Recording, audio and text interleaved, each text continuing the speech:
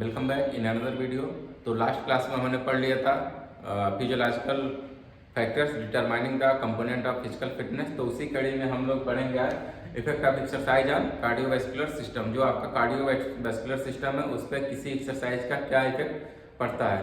तो आपको पता है कि आपकी जो कार्डियोवैस्कुलर सिस्टम है, ठीक, या सर्कुलेटरी सिस्टम है, उसका मेन पार्ट क्या है? आपका हार्ट है। ठीक, तो सबसे पहले हम हार्ट के बारे में जानना चाहेंगे या जानेंगे सबसे पहले हार्ट के बारे में कि हार्ट के क्या प्रॉपर्टीज हैं। ठीक है, हार्ट क्या होता है। तो आपको पता है कि हार्ट, आपका जो ह्यूमन हार्ट है वो मेनली 4 चैम्बर्ड हार्ट है। मतलब इसमें 4 चैम्बर होते हैं, 2 आपके आर्टियम होते हैं और 2 आपके वेंट्रिकल होते हैं। इसको हम 2 इक्वल पार्ट में डिवाइड कर सकते हैं, लेफ्ट हाफ और राइट हाफ। तो लेफ्ट हाफ में आपके लेफ्ट आर्टियम और लेफ्ट वेंट्रिकल आ जाते हैं, इसी तरह से राइट हाफ में आपको राइट आर्टियम और राइट वेंट्रिकल आ जाते हैं। तो जो आपको राइट साइड में दिख रहा होगा फिगर में, और ब्लू कलर से दिखाया गया और लेफ्ट साइड आपको रेड कलर से दिखाया गया है। ठीक, तो जो ब्लू साइड से दिखाया गया है आपके बॉडी के हार्ट के राइट साइड में, उसमें इम्प्योर ब्लड या डीऑक्सीजनेटेड ब्लड कैरी होता है, और जो आपके राइट साइड में होता है वो उसमें आपका ऑक्सीजनेटेड ब्लड या प्योर ब्लड कैरी करता है आपका हार्ट। तो हम पहले राइट से शुरुआत करते हैं, राइट आर्टरियम से। ओके, तो जितने भी आपके बॉडी पार्ट से जो इम्प्योर ब्लड या डीऑक्सीजनेटेड ब्लड होते हैं वो आपके वेना कावा के जरिए, ठीक है, लोअर बॉडी से आपका इंफीरियर वेना कावा लेकर ब्लड को आता है, और ऊपर साइड से आपके अपर लिम्ब या ब्रेन से जो ब्लड डीऑक्सीजनेटेड ब्लड होते हैं वो आपके सुपीरियर वेना कावा के जरिए राइट आर्टरियम में पहुंचते हैं। ठीक है, तो राइट आर्टरियम में इम्प्योर ब्लड आपकी बॉडी से कलेक्ट हुआ, उसके बाद ट्राइकैस्पिड वाल्व के जरिए वो आपके राइट वेंट्रिकल में आ जाता है, जहां से आपका वेंट्रिकल क्या करता है, उनको पल्मोनरी आर्टरी के जरिए उनको आपके लंग्स में भेज देता है। ठीक, जहां से वो प्योर होकर या ऑक्सीजनेटेड होकर आपकी बॉडी में, आपके हार्ट में फिर से आती हैं। किसके जरिए आपकी आती हैं? लेफ्ट आर्टरियम में आएंगी। किसके जरिए? जो पल्मोनरी वेन्स है उसके जरिए आपके लेफ्ट आर्टरियम में आएगी। उसके बाद लेफ्ट आर्टरियम से आपके लेफ्ट वेंट्रिकल में आ जाएंगे। लेफ्ट वेंट्रिकल उनको पंप करके आपकी पूरी बॉडी में सप्लाई करेगा एओर्टा के जरिए।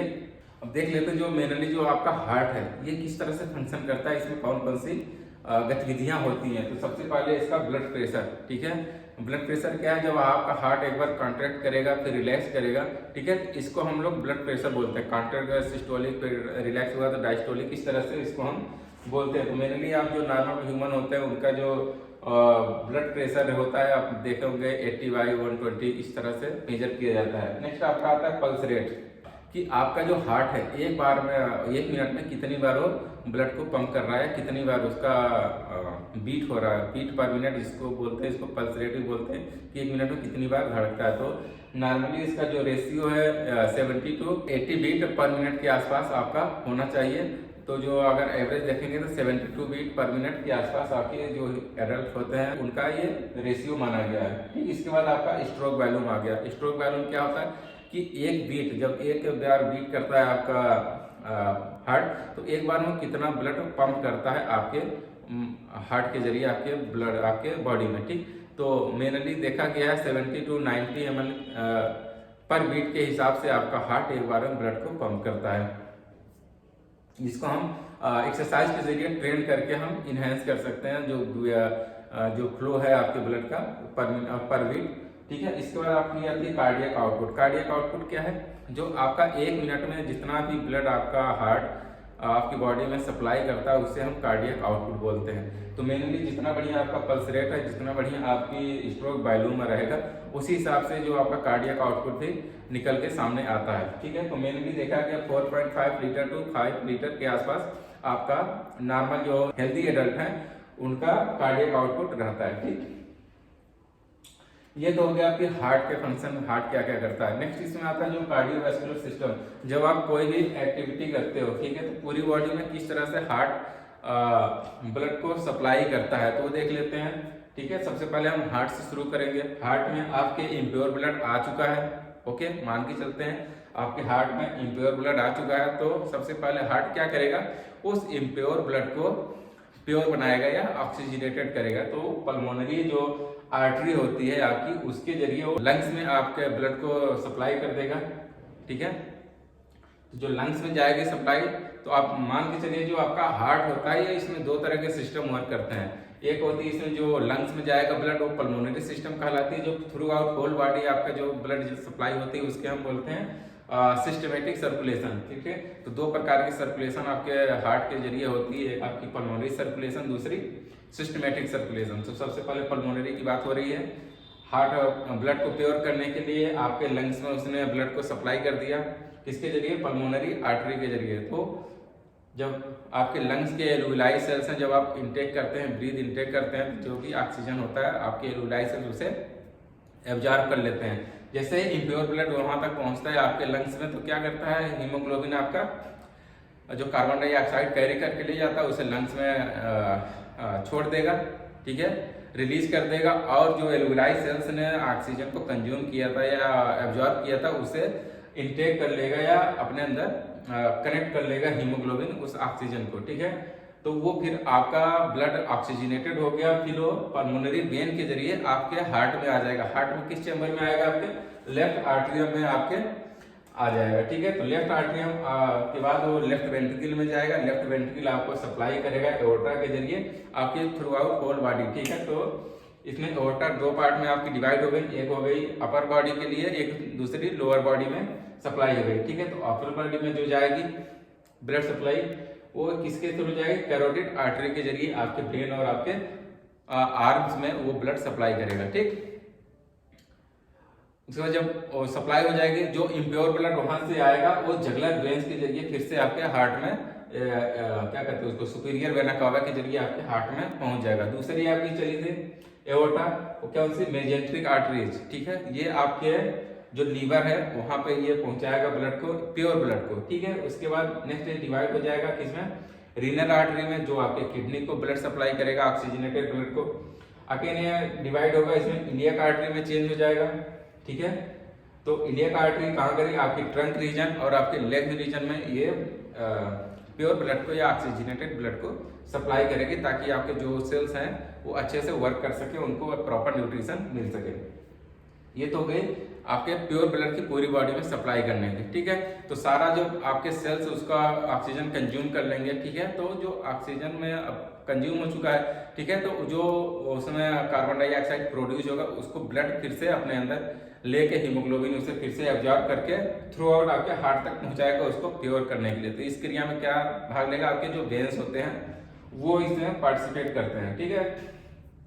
तो आपको पता जो आर्टरीज होती है वेसल्स में चेंज होगी, वेसल्स फिर आपके जो छोटे छोटे कैपिलरीज में, पतले पतले कैपिलरीज में डिवाइड हो जाते हैं और आपके हर सेल्स तक, हर मसल्स के हर सेल्स तक वो पहुंचती है कैपिलरीज और उनको ब्लड सप्लाई करती है। इसी तरह से जो कैपिलरीज फ्यूज होती है फिर जो वेन्स की कैपिलरीज होती हैं उसके साथ, ठीक है।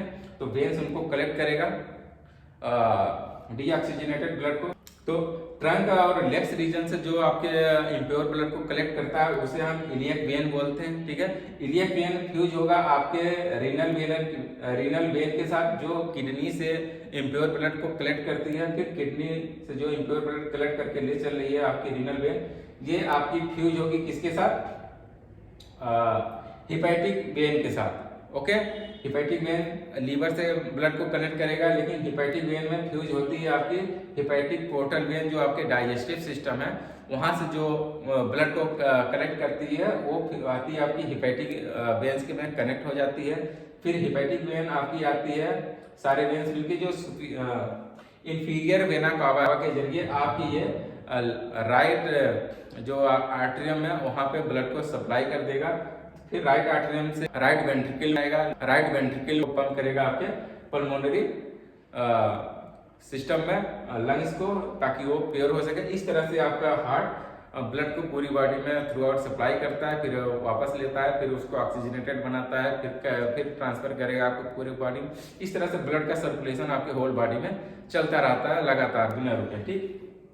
ये तो हो गया आपका हार्ट का फंक्शन, किस तरह से हार्ट वर्क करता है। लेकिन हम बात कर रहे हैं इफेक्ट ऑफ एक्सरसाइज। जब हम एक्सरसाइज करते हैं तो उसका हमारे हार्ट पे और जो हमारा सर्कुलेटरी सिस्टम इस पे क्या असर पड़ता है, जिसके दो तरह के इफेक्ट आते हैं। एक तो आपका इमीडिएट इफेक्ट ऑफ एक्सरसाइज और कार्डियोवैस्कुलर सिस्टम। जैसे आप एक्सरसाइज शुरू करते हो, ओके, तो जैसे ही आप एक्सरसाइज शुरू करते हो तो आपको तुरंत एहसास हो जाता है कि आपकी हार्ट बीट बढ़ गई है, पल्स रेट बढ़ गया है, आपकी सांस फूलने लगी है, ठीक है।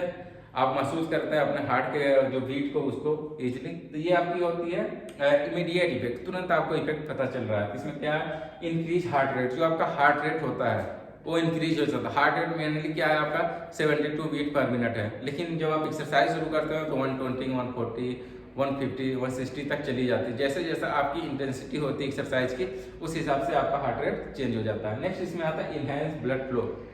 ठीक है, आपकी जो बॉडी का जो ब्लड फ्लो है वो इंक्रीज हो जाता है, मतलब जो आपका हार्ट ब्लड 4.5 लीटर पर मिनट भेज रहा था वो ब्लड फ्लो चेंज हो गया है। ठीक है, वो इसकी स्पीड भी चेंज होगी, ताकि किस लिए चेंज हुई, ताकि ज़्यादा से ज़्यादा ऑक्सीजन आपके सेल्स तक पहुंचे और ज़्यादा एनर्जी वो प्रोड्यूस करे और जो आप एक्टिविटी कर रहे हो वो इजीली हो सके। नेक्स्ट इसमें आता है इंक्रीज स्ट्रोक वॉल्यूम। जो आपका स्ट्रोक वॉल्यूम था, मतलब एक स्ट्रोक में 70 to 90 ml ब्लड जो फ्लो कर रहा था, ठीक है, पंप कर रहा था आपका हार्ट, वो चेंज हो गया। ठीक है, वो हो गया 150 to 200 ml पर बीट है या पर स्ट्रोक के हिसाब से वो आपका ब्लड फ्लो आपकी बॉडी में सप्लाई होने लगी। इसी तरह इसके नेक्स्ट आता है इंक्रीज कार्डियक आउटपुट। जब आपका हार्ट रेट बढ़ गया है, ठीक है, और आपकी जो स्ट्रोक वॉल्यूम बढ़ चुका है, तो जाहिर सी बात ये दोनों मिलके ही आपकी जो कार्डियक आउटपुट है उसको डिटरमाइन करती हैं, उसको निर्धारित करती हैं। तो जब आपका हार्ट रेट इंक्रीज हो गया और आपका स्ट्रोक वॉल्यूम इंक्रीज हो गया है, तो आपका कार्डियक आउटपुट भी इंक्रीज हो गया। तो कार्डियक आउटपुट भी आपका क्या हो गया, ये 10 लीटर to 20 लीटर के आसपास आपका चला जाएगा। जैसे जैसे आपकी इंटेंसिटी रहेगी वर्कआउट की, उसी हिसाब से आपका कार्डियक आउटपुट बढ़ जाएगा। ठीक है, नेक्स्ट इसके बाद आता है इंक्रीज ब्लड प्रेशर। ठीक है, आपका फिर ब्लड प्रेशर भी आपका इंक्रीज हो गया। क्यों, जो आपके वेसल्स पे और जो आपके हार्ट पे जो प्रेशर पड़ रहा था वो इंक्रीज हो गया। ठीक है, तो पहले हम क्या हार्ट आपकी ब्लड प्रेशर क्या है, नॉर्मली 80 to 120 के आसपास रहती है, लेकिन अब क्या हो जाता है जब आप एक्सरसाइज शुरू करते हो तो 130 to 180 के आसपास तक आपका जो ब्लड प्रेशर का रेशियो वो चला जाएगा। ठीक है, ये तो हो गया इमीडिएट इफेक्ट, जो आपको तुरंत आपको एहसास हो जाता है कि ये चीज़ें हमारी बॉडी में हो गई हैं। लेकिन इसका एक लॉन्ग टर्म इफेक्ट क्या है, अगर हम डेली एक्सरसाइज को, कोई भी एक्टिविटी आप करते हो डेली, ठीक है, तो सबसे पहले तो आपका जो हार्ट का जो स्ट्रेंथ है वो इम्प्रूव हो जाएगी, उसकी इंडोरेंस और उसकी फ्लेक्सिबिलिटी भी इंक्रीज हो जाएगी, जो आपके हार्ट मसल्स के हैं। तो देखते हैं लॉन्ग टर्म इफेक्ट क्या पड़ता है आप किसी भी एक्सरसाइज का। इंक्रीज हार्ट साइज, जो आपका हार्ट का साइज है, ठीक है, आपका जो हार्ट का साइज है वो इंक्रीज हो जाता है, मतलब जो आपका हार्ट के जो चैम्बर का जो वॉल्यूम है वो इंक्रीज हो जाएगा। नेक्स्ट इसमें स्लोअर हार्ट रेट, जो आपका हार्ट रेट था, ठीक है, heart rate 72 beat per minute है, जो आपका हार्ट रेट वो स्लो हो जाएगा। ठीक है, आपका क्योंकि हार्ट का साइज बढ़ चुका है, ठीक है, और जब आप रेगुलर एक्सरसाइज करते हो तो हार्ट बीट भी आपकी नॉर्मलाइज हो जाती है, नॉर्मल से भी डाउन हो जाती है, वो स्लो हो जाती है, लगभग 50 to 60 बीट पर मिनट के आसपास आपका जो हार्ट रेट है वो आ जाएगा। Next is more stroke volume, जो स्ट्रोक वॉल्यूम 70 to 90 ml पर बीट क्या करता है ब्लड फ्लो करता था, वो अब हो गया आपका 100 से 120 ml पर बीट। ठीक है, एक बीट में 100 ml से 120 ml के आसपास ये अब ब्लड को सप्लाई कर रहा है आपकी बॉडी में। ठीक है, नेक्स्ट आपका बेटर कार्डियक आउटपुट, जो आपका कार्डियक आउटपुट है, जो 4.5 to 5 लीटर के आसपास आपका कार्डियक आउटपुट चलता था, वो अब 7 लीटर के आसपास पहुंच गया। ठीक है, 6 to 7 लीटर पर मिनट के हिसाब से आपका जो हार्ट ब्लड को आपकी बॉडी में पंप कर रहा है। नेक्स्ट इसमें बेटर कैपिलरीज नेटवर्क, जो कैपिलरीज नेटवर्क होती हैं, ठीक है, आर्टरी हुई, आर्टरी से आपके वेसल्स में पहुंचे, वेसल्स फ्यूज हो जाएगी छोटे छोटे कैपिलरीज में, ठीक है, जाल हो जाती है कैपिलरीज की, पूरे सेल्स को, मसल्स को कवर कर लेंगी, ताकि हर एक मसल्स तक आपके जो ब्लड है वो पहुंच सके। ठीक है, तो आपकी जो कैपिलरी नेटवर्क होती है काफ़ी अच्छी हो जाती है, नई नई कैपिलरीज बन जाती है, हर सेल्स तक वो पहुँच जाती हैं, ताकि आपके परफॉर्मेंस अच्छा हो जाए बॉडी का। ठीक, decrease blood pressure at rest, जब आप रेस्ट करते हैं, आराम करते हैं, तो आपका जो ब्लड प्रेशर वो डिक्रीज रहेगा, मतलब जो आपका ब्लड प्रेशर 80 to 120 है वो डिक्रीज होकर 60 to 100 के आसपास रहेगा। ठीक है, ताकि वो आपका हार्ट आराम से वर्क करता रहेगा। क्यों, क्योंकि आपका जो स्ट्रोक वॉल्यूम हो वो इंक्रीज हो गया, उसको आपकी बॉडी को प्रॉपर मात्रा में न्यूट्रिशन मिल रहे हैं, तो आपका हार्ट भी अपना स्लो रेट से काम करता है। नेक्स्ट मोर ब्लड वॉल्यूम, जो आपका ब्लड का वॉल्यूम है वो चेंज हो चुका है। ठीक है, आपके पहले आपकी बॉडी में लगभग 5 या 6 लीटर ब्लड के आसपास थे, लेकिन अब जब वॉल्यूम बढ़ गया तो लगभग 7 to 8 लीटर आपकी बॉडी में, पूरे बॉडी में ब्लड रन कर रहा है। ठीक, नेक्स्ट बेटर रिकवरी रेट। जो रिकवरी रेट है आपकी एक्सरसाइज के बाद, अभी आप बिगिनर्स हैं तो आप एक्सरसाइज करते हो तो आपको रिकवर होने में काफ़ी टाइम लगता है कि आपकी हार्ट बीट नॉर्मल हो जाए, आपका जो रिस्पायरेशन सांस फूल रहती है वो नॉर्मल हो जाए, काफ़ी टाइम लगता है। लेकिन जब आप रेगुलर एक्सरसाइज करते हो तो जो आपके हार्ट को जो नॉर्मलाइज होने का टाइमिंग है वो काफ़ी कम हो जाता है, बहुत जल्दी आपका हार्ट रेट रिकवर हो जाता है, मतलब एक नॉर्मल हार्ट रेट पे आ जाता है। Next lower risk of disease. जो आपके हार्ट डिजीज है, ठीक है, उसके होने के चांसेस बहुत कम हो जाते हैं, रिस्क बहुत कम हो जाता है। तो हार्ट डिजीज कौन कौन से आपके मेनली हैं?